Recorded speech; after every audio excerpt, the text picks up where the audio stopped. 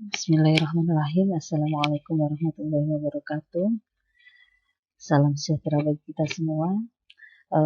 Untuk pertemuan kedua ini, ya, ini masuk ke materi 1, yaitu pengantar sistem informasi manajemen. Jadi di pertemuan ini kita akan membahas tentang definisinya, karakteristiknya, dan dasar-dasar sistem informasi manajemen. Untuk pertama, kita akan pelajari tentang pengertian sistem. Jadi sistem ini itu ada 2 definisi, tergantung dari pendekatannya. Jika kita menggunakan pendekatan prosedur ya, maka di sini sistem dapat diartikan suatu jaringan kerja dari prosedur-prosedur yang saling berhubungan, berkumpul bersama untuk mencapai tujuan tertentu. Ya, jadi kalau sistem itu dilihat dari sisi prosedur, maka di situ adalah kumpulan dari prosedur-prosedur yang saling terkait. Ini adalah sistem dilihat dari sisi prosedur. Kemudian kalau sistem dilihat dari segi komponen, ini adalah kumpulan dari elemen-elemen yang berinteraksi ya, saling terkait untuk mencapai suatu tujuan tertentu. Jadi bedanya kalau sistem dilihat dari sisi prosedur, ini adalah kumpulan dari prosedur. Prosedur itu apa? Prosedur itu adalah urut-urutan kerja. Jadi kalau misalnya kita bicara sistem pencernaan, maka di situ nanti adalah urut-urutan kerja dari sistem pencernaan. Tapi kalau dilihat dari sisi komponennya, maka sistem pencernaan itu ada mulut ya sampai ke lambung. Nah ini usus besar dan seterusnya. Ini adalah dari sisi elemen. Ini pengertian sistem. Kemudian ada istilah subsistem dan supersistem. Kalau subsistem di sini bagian dari suatu sistem. Jadi di bawahnya subsistem ini bisa berbentuk fisik maupun abstrak. Jadi subsistem ini berada di bawahnya sistem. Tapi kalau supersistem ini berada di atasnya sistem. Contoh misalnya sistem dari suatu kampus, maka di bawahnya ada sistem akademik ya, sistem akademik, kemudian sistem keuangan. Nah, ini subsistem. Kemudian kalau supersistem berarti di atasnya, sistem di atasnya kampus tersebut. Bisa juga nanti sistem di Ristek Dikti dan seterusnya. Ini adalah di atas dari sistem di kampus. Ini supersistem. Kemudian kalau kita bicara sistem, di situ ada karakteristiknya, ada cirinya ya. Yang pertama, semua sistem ini pasti memiliki komponen. Atau tadi kalau kita menggunakan pendekatan prosedur, maka di situ sistem terdiri dari prosedur-prosedur. Nah, kalau ini dari sisi komponen, berarti sistem ini harus memiliki komponen.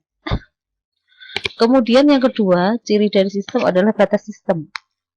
Jadi antara satu sistem dan sistem lainnya ini memiliki batasan. Ya, jadi misalnya sistem keuangan dan sistem akademik, maka di situ ada batasan sistemnya. Batasannya berupa apa? Kalau kita bicara tentang ini ya, bicara tentang sistem komputerisasi mungkin login, ini adalah batasannya. Kemudian ada lingkungan luar sistem. Lingkungan luar sistem ini ada yang mendukung, ada yang berupa pesaing. Ini salah satu ciri dari sistem. Kemudian yang berikutnya ada penghubung antar sistem. Jadi misalnya ada sistem keuangan dan sistem akademik, maka di situ ada penghubung untuk menghubungkan dua subsistem tersebut. Kemudian ada masukan sistem ya. Kemudian kalau dimasukkan di situ nanti ada pengolahan sehingga menghasilkan output ya. Kemudian yang terakhir di situ ada sasaran. Semua sistem pasti memiliki tujuan. Sistem apapun di situ ada tujuannya. Kemudian ini adalah gambar dari karakteristik sistem. Jadi tadi ada subsistem ya, di dalam sebuah sistem ada subsistem, kemudian antar subsistem dihubungkan oleh interface, kemudian di sini ada boundary ini batas sistemnya ya, ini lingkarannya ada batas sistemnya, boundary, kemudian ada lingkungan luar ya, lingkungan luar dari sistem, kemudian Setiap subsistem ini terdiri dari input, pengolahan, dan output. Ya, ini kalau digambarkan karakteristiknya seperti ini. Jadi di dalam subsistem ini pasti memiliki input, pengolahan, dan output. Kemudian antar subsistem dihubungkan ya, yang namanya interface. Kemudian ada boundary-nya, batasnya ini. Antar subsistem ini juga ada batasannya ini. Dilingkari ini berarti ada batasannya. Oke. Kemudian tadi di awal kita akan menjelaskan tentang sistem informasi manajemen ya, sistemnya sudah. Kemudian kita masuk ke informasi. Informasi diartikan sebagai data atau fakta yang sudah diolah atau diorganisir sehingga menghasilkan suatu manfaat bagi yang memperoleh informasi tersebut. Jadi kalau bisa diartikan, informasi ini adalah kumpulan dari data yang sudah diolah sedemikian rupa sehingga yang menerima informasi tersebut ini memperoleh manfaat. Gitu ya. Jadi kalau misalnya ada data saja ini pasti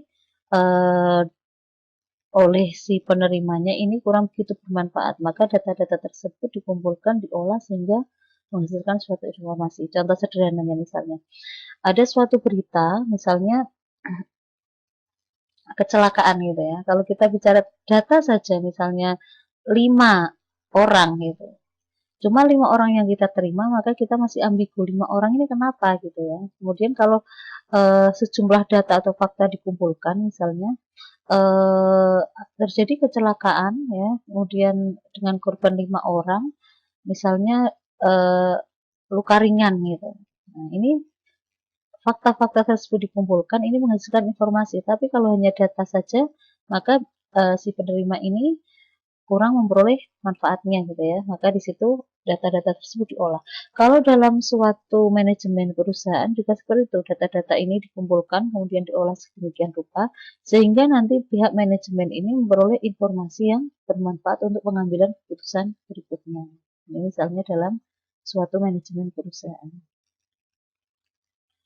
Kemudian informasi ini dikatakan berkualitas kalau memenuhi 3 unsur.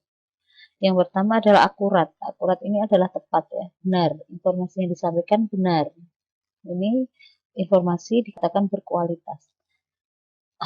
Kemudian yang kedua tepat pada waktunya. Jadi kalau misalnya informasi tersebut dibutuhkan misalnya untuk pengambilan keputusan produksi gitu ya dalam suatu perusahaan, maka dia dibutuhkan misalnya setiap akhir sesi pekerjaan gitu ya untuk penentuan produksi besok misalnya.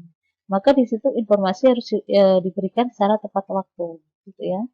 Ini contohnya saja misalnya jadwal gitu ya. Jadwal itu kalau diberikan sudah molor maka di situ kan kurang berkualitas itu ya informasinya. Kemudian yang ketiga, kualitas dari informasi adalah relevan. Relevan ini sesuai dengan kebutuhan. Jadi kalau misalnya dalam sebuah manajemen perusahaan, bagian produksi, maka ya diberikan informasi berupa sesuatu yang terkait dengan produksi. Kalau misalnya bagian pemasaran, maka diberikan data-data, ya, informasi yang terkait dengan pemasaran. Ini adalah relevan sesuai dengan kebutuhan. Kalau informasi tersebut diberikan kepada orang atau pihak yang tidak membutuhkan, maka informasi tersebut jadi tidak bermanfaat, sehingga kualitas informasi tersebut menurun. Berikutnya di sini adalah konsep dasar informasi. Jadi siklus sebuah informasi di sini ada input, ya, inputnya itu data, berupa data. Kemudian data tersebut diproses. Prosesnya nanti ada banyak metodenya ya. Kemudian output, di proses ini menghasilkan output. Outputnya akan diterima oleh penerima. Penerima tadi yang relevan ya. Kemudian penerima tersebut setelah memperoleh informasi tersebut, dia mengambil keputusan berdasarkan informasi tersebut. Keputusan yang diambil oleh si penerima informasi tadi akan menghasilkan suatu tindakan. Tindakan tersebut nanti menghasilkan data. Data. Nah, data tersebut nanti kalau akan diolah informasi, maka akan menghasilkan input lagi. Artinya di situ informasi dari suatu bagian bisa saja menjadi data bagi bagian lain. Contohnya ya, misalnya dosen pengampu gitu ya, menghasilkan nilai sistem informasi manajemen misalnya. Kemudian diberikan kepada BAK. Bagi dosen pengampu, maka nilai sistem informasi manajemen tersebut adalah informasi yang diberikan kepada BAK. Oleh BAK ditangkap, dijadikan data untuk dasar pengolahan KHS. Ya, itu siklus ya. Jadi KHS itu bisa juga nanti ditangkap bagian lain untuk diolah lagi menjadi informasi lain. Itu yang saya maksud dengan informasi yang dihasilkan oleh bagian tertentu. Ketika dia diberikan ke bagian lain, ini ditangkap, bisa saja dia menjadi sebuah data untuk menghasilkan informasi yang lain. Ini yang saya maksud dengan siklus informasi. Kemudian sistem sudah, informasi sudah, kemudian kita masuk ke definisi sistem informasi. Di sini sistem informasi diartikan suatu sistem di dalam suatu organisasi yang mempertemukan kebutuhan pengolahan transaksi harian. Kemudian dia mendukung operasi bersifat manajerial dan kegiatan strategi dari suatu organisasi. Dan menyesuaikan pihak luar tertentu dengan laporan-laporan yang diperlukan. Ini adalah sistem informasi. Jadi sistem tadi ini ya, kumpulan dari komponen-komponen ini saling berinteraksi ya. Nah, kalau sistem informasi, maka informasi-informasi tersebut ya dikumpulkan, diolah sedemikian rupa sehingga nanti menghasilkan suatu informasi yang bermanfaat bagi suatu organisasi atau perusahaan. Kemudian pihak luar ya itu nanti dapat memperoleh laporan-laporan yang diperlukan. Ini salah satu definisi dari sistem informasi. Kemudian di sini kalau tadi ada komponen sistem, ya ini ada komponen sistem informasi. Ini komponennya ya, ada input tadi berupa data ya diinputkan. Kemudian ada komponen model ini adalah model pemrosesannya. Kemudian ada komponen output itu hasil dari proses ya, data masuk, kemudian diolah sedemikian rupa menghasilkan output berupa informasi. Kemudian ada komponen teknologi ini digunakan untuk pemrosesannya juga bisa ya.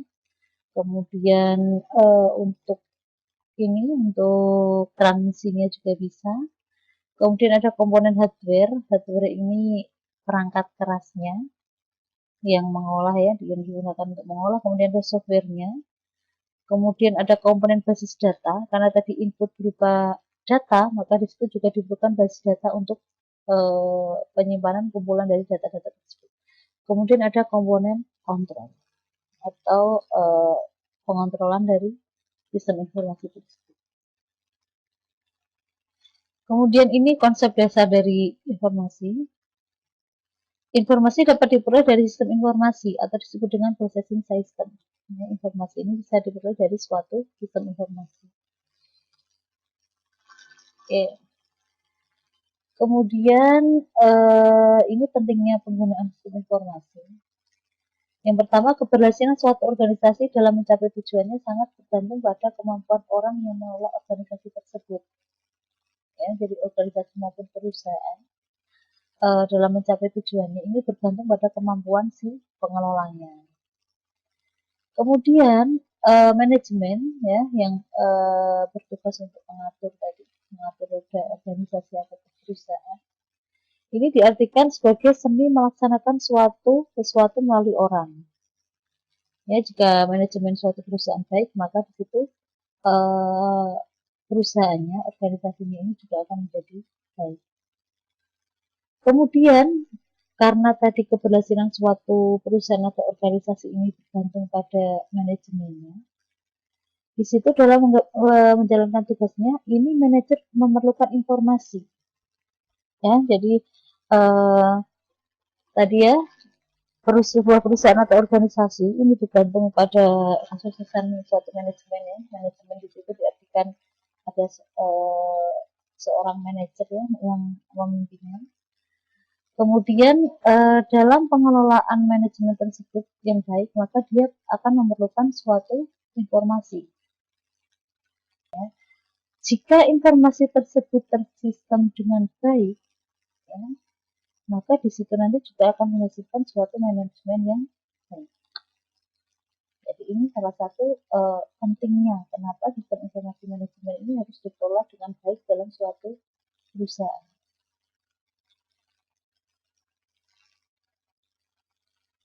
Kemudian ini peningkatan manajemen informasi, jadi peningkatan kompleksitas kegiatan bisnis ya.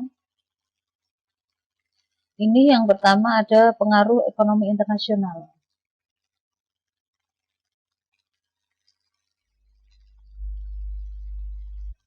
Ya, jadi saya ulangi, peningkatan manajemen informasi ini ada dua peningkatan. Yang pertama peningkatan kompleksitas kegiatan bisnis.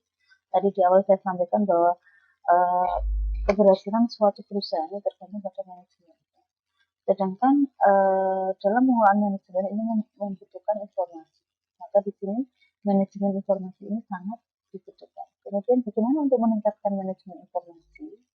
Di sini yang pertama peningkatan kompleksitas kegiatan bisnis. Di situ bisa dibaca ya, ada pengaruh ekonomi internasional ya, kemudian persaingan dekat dunia, kemudian peningkatan kompleksitas teknologi ya. Jadi dalam peningkatan manajemen informasi ini teknologi ini juga diperlukan, peningkatan teknologi. Kemudian ada waktu yang terbatas, itu semua data operasi bisnis saat ini dilaksanakan dengan lebih cepat ya. Semua operasi bisnis dilaksanakan lebih cepat, maka di situ juga diperlukan peningkatan manajemen tadi. Kemudian ada juga kendala sosialnya. Kendala sosial ini yang mengharuskan adanya peningkatan manajemen informasi. Di situ pada kenyataan terdapat produk dan jasa yang tidak diinginkan oleh masyarakat. Nah ini kendala sosial ini juga harus diakomodir dengan baik. Misalnya barang-barang tersebut tidak diinginkan oleh masyarakat, maka di situ diperlukan informasi ya, yang manajemen informasi yang baik yang nanti akan mendukung proses manajemen di suatu perusahaan. Kemudian peningkatan manajemen informasi yang kedua adalah peningkatan kemampuan komputer, manajemen data dan komunikasi. Dalam menghasilkan informasi yang baik begitu, maka diperlukan sesuatu yang tadi ya, waktu yang cepat ya, karena ketika kita membutuhkan suatu keputusan itu waktunya terbatas, maka di situ peningkatan kemampuan komputer ini sangat diperlukan. Kemudian manajemen data. Jadi input dari suatu informasi tadi berupa data, maka di situ diperlukan suatu manajemen data. Kemudian komunikasi. Komunikasi itu untuk apa? Antara satu subsistem dan subsistem lain, maka di sini perlu yang namanya komunikasi. Maka di sini perlu juga ditingkatkan.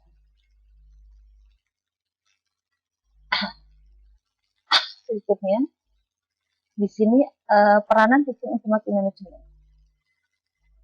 Di sini gagasan untuk menggunakan komputer sebagai sistem informasi manajemen merupakan suatu terobosan besar karena menyadari bahwa para manajer memerlukan informasi untuk pemecahan. Penggunaan komputer ini merupakan salah satu terobosan besar ya dalam ini ya, dalam perusahaan.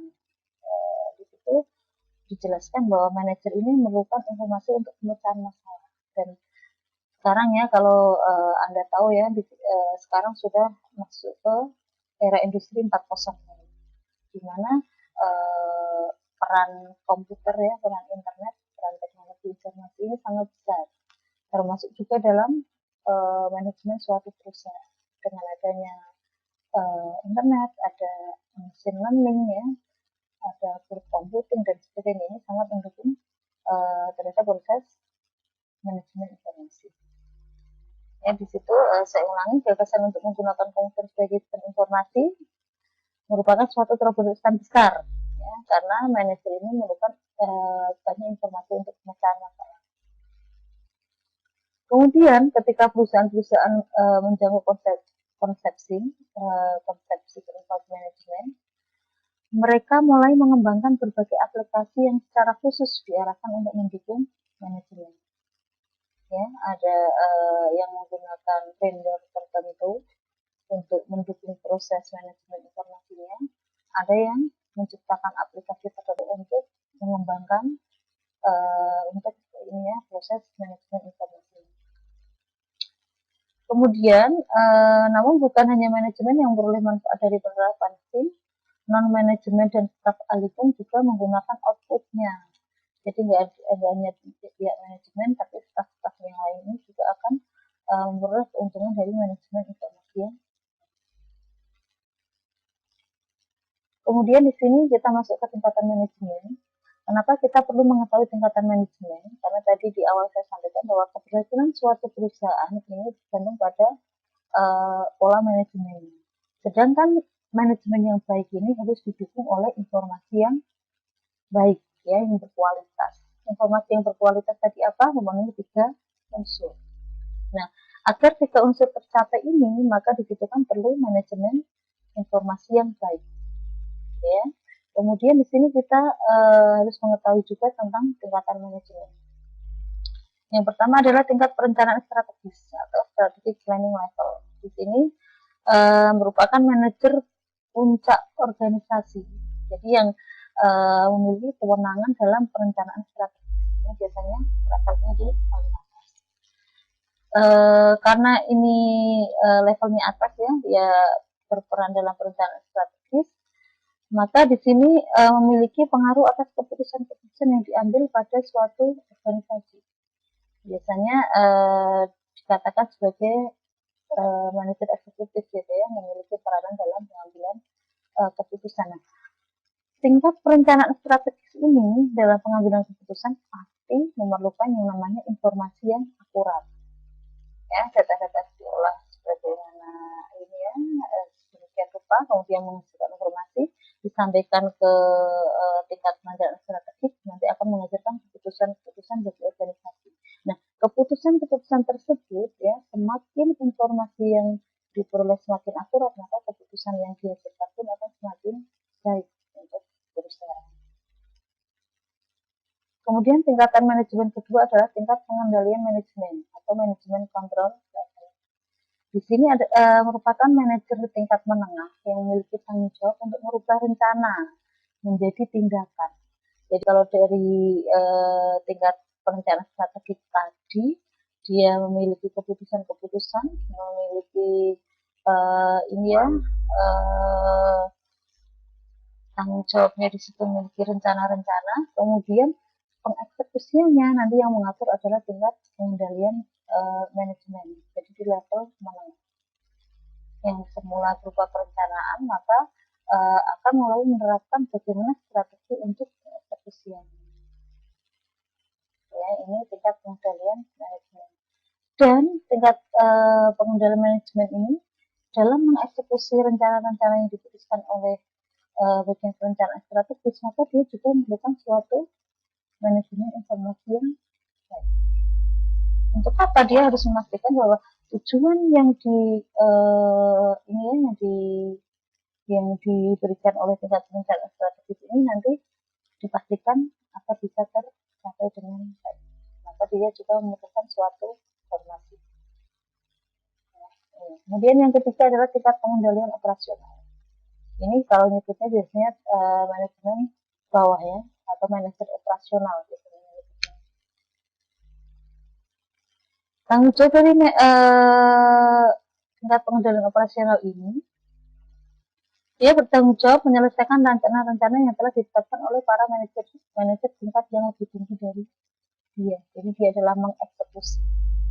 Kalau yang tingkat perencanaan membuat perencanaan, kemudian tingkat tengah ini merubah rencana tersebut menjadi suatu tindakan ya, rencana-rencana tindakan, kemudian pengeksekusiannya adalah manajer level bawah. Ini tingkatan dari manajemen. Dan setiap tingkatan ini memerlukan suatu informasi yang berkualitas. Maka di situ bisa diketahui bahwa manajemen informasi dalam suatu perusahaan agar bisa menjangkau keperluan 3 tingkatan manajemen ini diperlukan manajemen informasi yang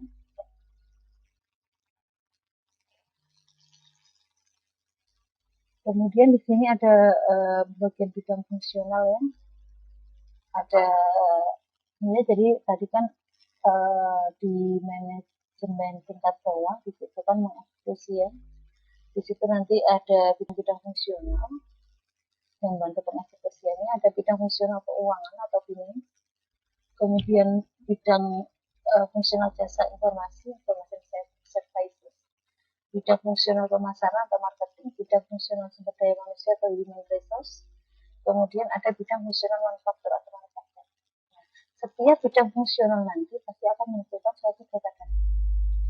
Nah, data-data tersebut ya, informasi dari bagian bidang fungsional tersebut, informasinya diolah sebagian rupa untuk disampaikan ke tingkat manajemen di atasnya.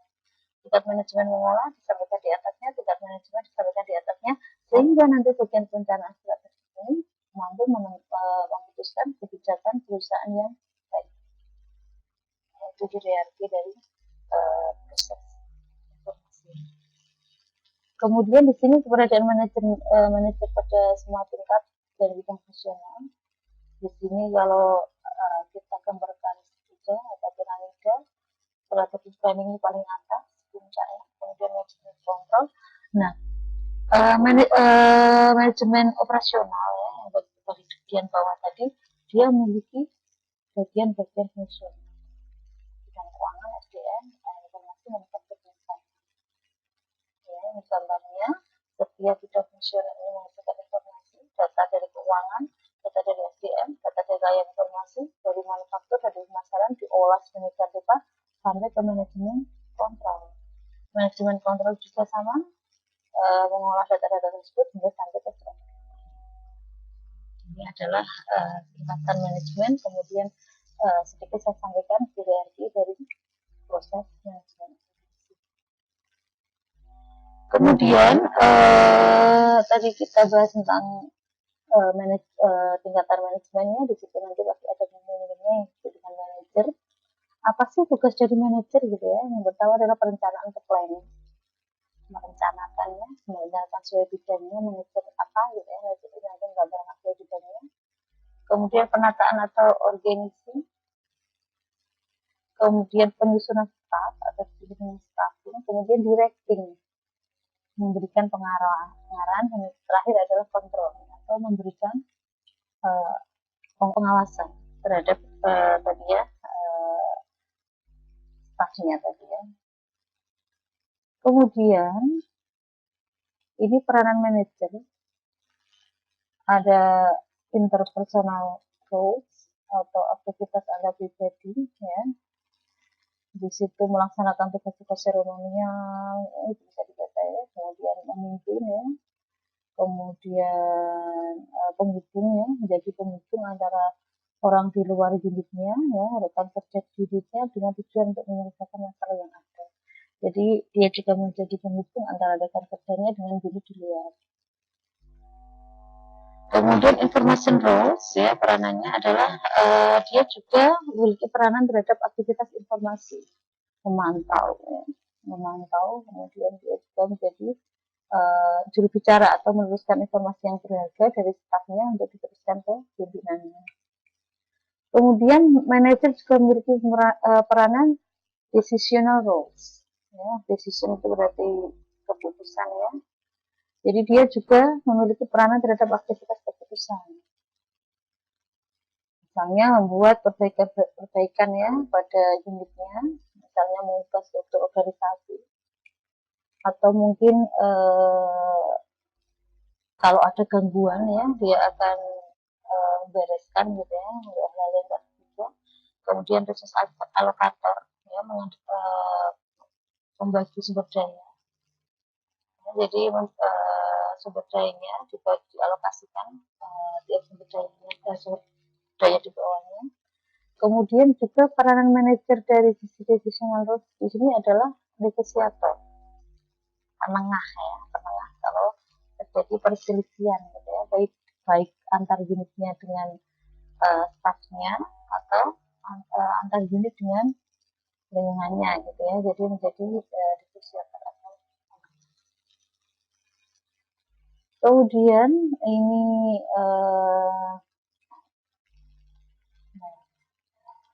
ada mekanisme pengendalian manajemen ya. Di situ ada tujuannya apa gitu ya, tujuannya dari manajemen gitu. Kemudian mekanisme pengendalian, di situ ada input, transformasi, kemudian output ya, kemudian kembali lagi ke mekanisme pengendalian.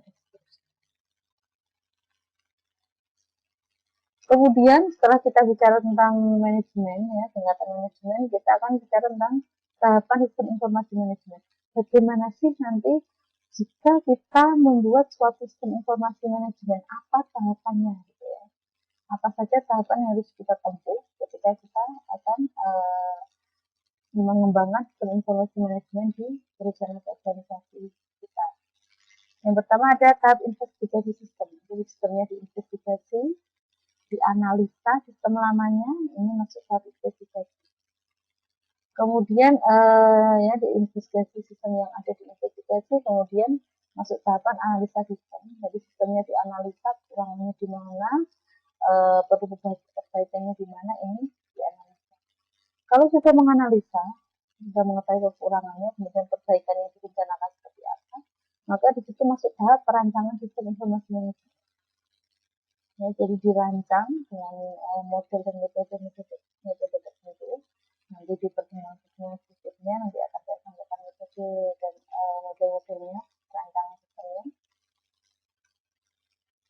Kemudian tahapan berikutnya ada implementasi sistem informasi manajemen, dari rancangannya kemudian diimplementasikan. Kemudian yang terakhir adalah maintenance atau tahap pemeliharaan dari sistem. Kalau terjadi masalah, balik lagi ke investigasi sistem, dianalisa, dirancang, diimplementasikan, kemudian maintenance, dipelihara dan di ini ya, jika terjadi masalah balik lagi ke investigasi sistem. Ini adalah siklus dari tahapan informasi.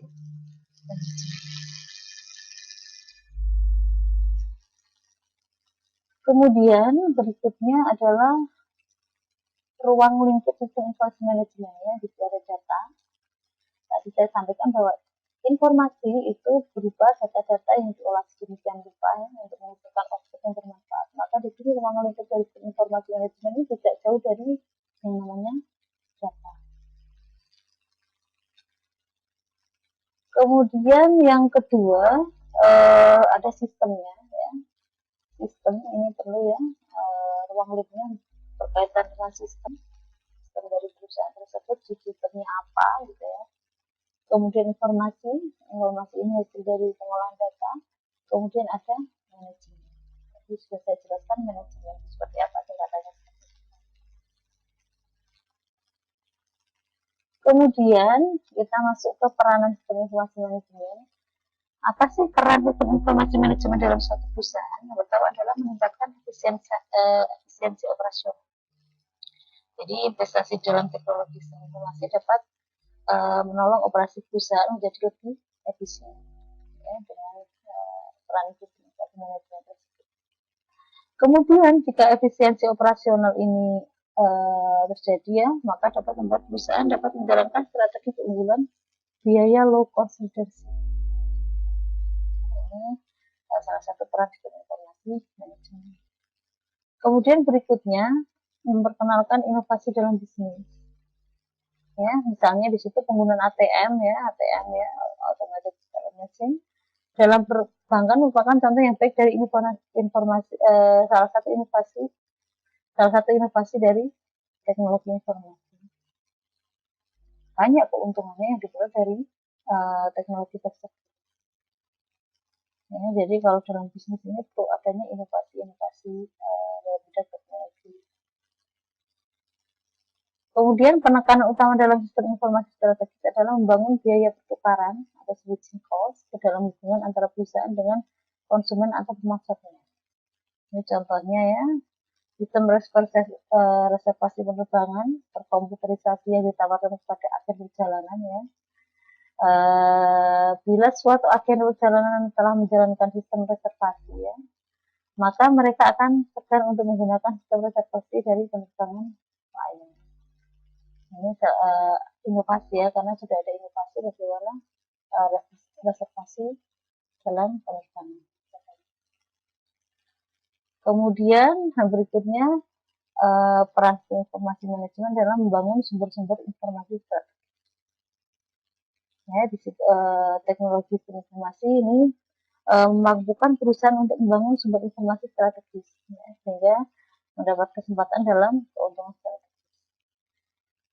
Hal ini berarti memperoleh perangkat keras dan perangkat lunak, mengembangkan jaringan telekomunikasi, kemudian menyewa spesialis sistem informasi dan melatih end user.